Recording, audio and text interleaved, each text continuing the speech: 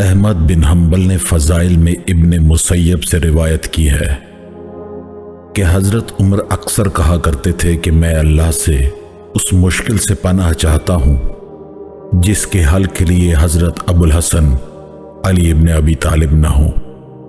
ابن مسیب کہتا ہے کہ اس قول عمر کی وجہ ہے، اور وہ یہ ہے کہ ایک دفعہ رومی بادشاہ نے عمر کو خط لکھا اور چند سوالات کیے، تو حضرت عمر نے وہ سوالات صحابہ کے سامنے پیش کیے۔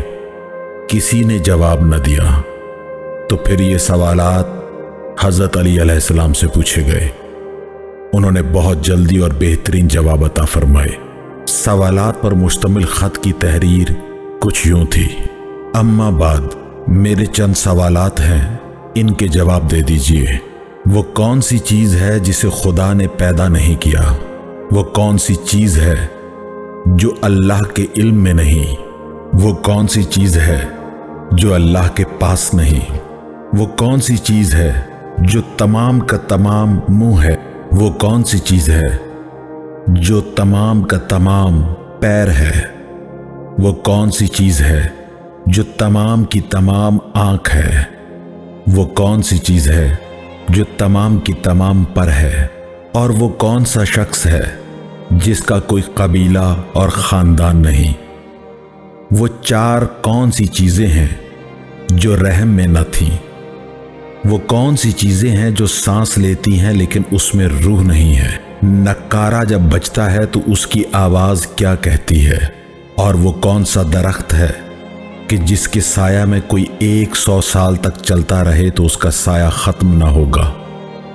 دنیا میں اس کی مثال کیا ہے؟ وہ کون سی زمین ہے جہاں سورج نے ایک دفعہ اپنی روشنی اور گرمی ڈالی اور پھر دوبارہ کبھی نہ ڈالی؟ وہ کون سا درخت ہے جو بغیر پانی کے پیدا ہوا؟ وہ کون سے اہل جنت ہوں گے جو کھائیں گے پیئیں گے لیکن انہیں قضاء حاجت کی ضرورت نہیں ہوگی؟ جنت میں ایک برتن میں کئی رنگ کے مشروب ہوں گے اور رنگ مخلوط نہ ہوں گے۔ اس کی دنیا میں کوئی مثال دے۔ جنت میں کون سی لڑکی ہے جو سیب سے نکلے گی اور سیب بھی کم نہ ہوگا؟ وہ کون سی لڑکی ہے جو دنیا میں 2 مردوں کے لیے آئی ہے اور آخرت میں صرف ایک کے لیے ہوگی؟ اور آخری سوال کہ جنت کی چابیاں کون سی ہیں؟ حضرت امیر المومنین علی ابن ابی طالب نے یہ خط پڑھا اور فوری طور پر اس کے پیچھے یہ جواب تحریر فرما دیا: بسم اللہ الرحمن الرحیم، اما بعد، اے بادشاہ، تمہارا خط پڑھا۔ اللہ کی مدد اور توفیق اور اپنے رسول اکرم صلی اللہ علیہ وآلہ وسلم کی برکت سے جواب حاضر ہیں۔ وہ شے جسے اللہ نے پیدا نہیں کیا وہ قرآن ہے، کیونکہ یہ اللہ کا کلام اور صفت ہے۔ جس طرح وہ ذات قدیم ہے یعنی ہمیشہ سے ہے، تو اس کی صفات بھی ہمیشہ سے ہیں۔ وہ شے جسے اللہ نہیں جانتا وہ تمہارا یہ قول ہے کہ اللہ کی اولاد، بیوی اور شریک ہے، حالانکہ نہ اللہ کی اولاد ہے اور نہ اس کا کوئی شریک ہے۔ وہ لم یلد ولم یولد ہے، پس جو چیز ہے ہی نہیں وہ اس کے علم میں کیوں ہوگی؟ وہ شے جو اللہ کے پاس نہیں وہ ظلم ہے، کیونکہ خدا کبھی ظلم نہیں کرتا۔ وہ شے جو تمام کی تمام منہ ہے وہ آگ ہے جو ہر چیز کو کھا جاتی ہے۔ وہ شے جس کا پورا وجود پاؤں ہے وہ پانی ہے، یعنی اس کا ہر قطرہ چل سکتا ہے۔ وہ شے جو مکمل آنکھ ہے وہ سورج ہے۔ وہ شے جو مکمل پر ہے وہ ہوا ہے۔ جس کا کوئی قبیلہ اور خاندان نہیں وہ آدم علیہ السلام ہے۔ وہ 4 چیزیں جو کسی رحم میں پیدا نہیں ہوئیں وہ حضرت موسیٰ علیہ السلام کا عصا، ابراہیم علیہ السلام کا دمبا، حضرت آدم علیہ السلام اور حضرت حوا ہے۔ وہ چیز جو سانس لیتی ہے لیکن اس میں روح نہیں وہ صبح ہے، جیسے خدا تعالیٰ قرآن میں فرماتا ہے وَالصُّبْحِ اِذَا تَنَفَّسَ، اور صبح کی قسم جب اس نے سانس لی۔ نکارے کی آواز تقن تقن حقن حقن مہلن مہلن کرنن کرنن صدقن صدقن ہے، یعنی اس دنیا نے ہمیں دھوکہ دیا اور برباد کر دیا۔ ہر دن گزر جانے والا اور آخرت کے قریب کرتا جاتا ہے، اور یہ دنیا لمحہ لمحہ ہو کر ختم ہو رہی ہے۔ وہ مکان جہاں سورج ایک دفعہ چمکا وہ سمندر کی زمین ہے جس پر موسیٰ علیہ السلام نے عصا مارا اور سمندر کا پانی دو طرف رک گیا۔ زمین پر سورج چمکا اور وہ خشک ہو گئی، جس سے بنی اسرائیل گزر گئے، پھر وہاں پانی جاری ہو گیا۔ وہ درخت جس کے سایہ میں 100 سال چلنے والا اس کے سایہ کو عبور نہیں کر سکے گا، شجرہ طوبہ ہے جو 7ویں آسمان میں سدرۃ المنتہا پر ہے، اور تمام اعمال بنی آدم اس تک جاتے ہیں۔ اور یہ جنت کے درختوں میں سے ایک ہے، اور جنت میں کوئی ایسا محل اور گھر نہ ہوگا جس میں اس درخت کی شاخیں نہ ہوں۔ اور اس کی مثال دنیا میں وہ سورج ہے کہ وہ ایک ہے لیکن اس کی روشنی ہر مکان پر جاتی ہے۔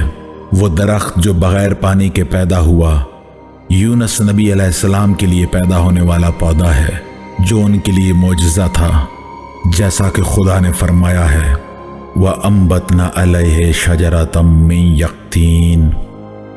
اہل جنت کی غذا اس کی دنیاوی مثال جنین کی غذا ہے، جو بطن مادر میں اپنی ناف سے غذا لیتا ہے مگر اسے قضائے حاجت کی ضرورت نہیں ہوتی۔ اور تمہارا سوال کہ ایک برتن میں مختلف رنگوں کے مخلوط نہ ہونے کی دنیاوی مثال کیا ہے، تو اس کا جواب ہے کہ انڈا، جس میں 2 رنگ سفیدی اور زردی ہوتے ہیں مگر وہ کبھی آپس میں ملتے نہیں۔ وہ لڑکی جو سیب سے نکلے گی، اس کی دنیاوی مثال یہ ہے کہ سیب سے خوشبو نکلتی ہے لیکن خود سیب میں کوئی تبدیلی نہیں آتی۔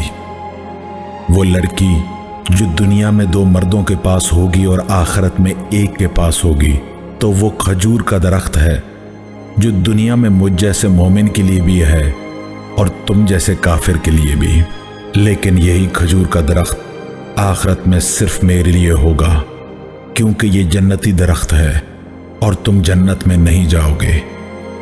باقی رہا جنت کی کنجیوں کے متعلق سوال، تو وہ کنجیاں لا الہ الا اللہ محمد رسول اللہ ہے۔